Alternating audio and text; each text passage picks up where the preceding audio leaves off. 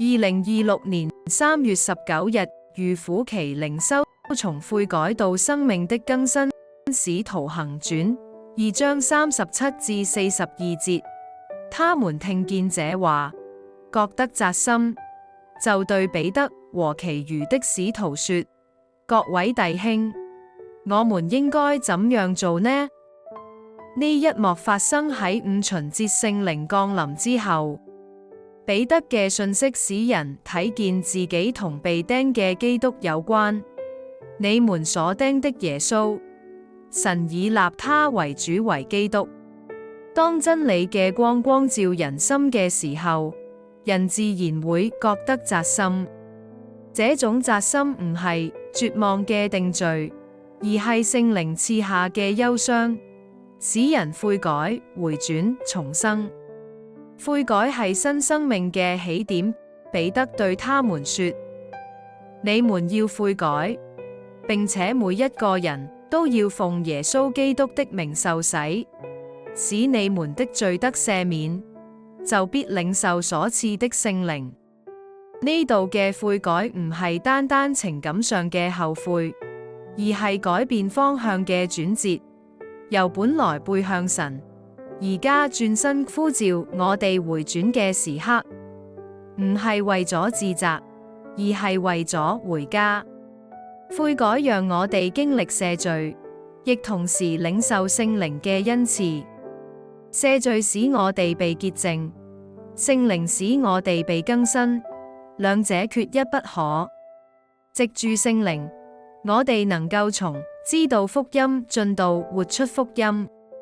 新群體嘅誕生，悔改的人唔只係個人得救，同時亦成為那一天門徒大約加增了3000人的其中之一。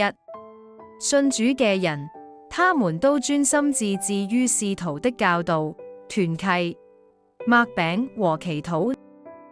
呢度正正描繪出教會嘅核心生活。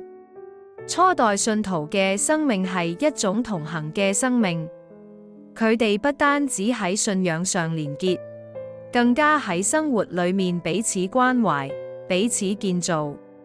預苦期提醒我哋，信仰從來唔係孤單嘅旅程，而係同基督一齊同行，同時亦係同呢個群體同行嘅旅程。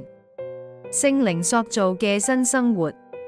聖靈唔單止係喺人悔改嘅時候臨到，更加係喺日常嘅敬拜、小組、禱告之中持續塑造我哋。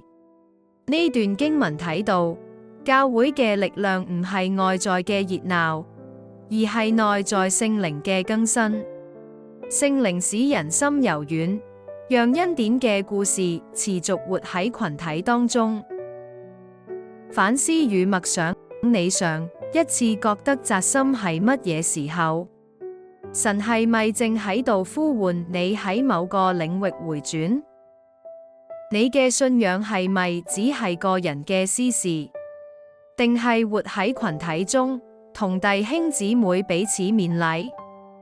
預苦期嘅操練能唔能夠幫助你重新培養悔改，與小組同心？禱告。主啊，讓我聽見你嘅話就覺得扎心，並願意回轉。求你嘅靈潔淨我，更新我，使我活出真實嘅信仰，喺群體當中彼此相愛，一同成長。阿門。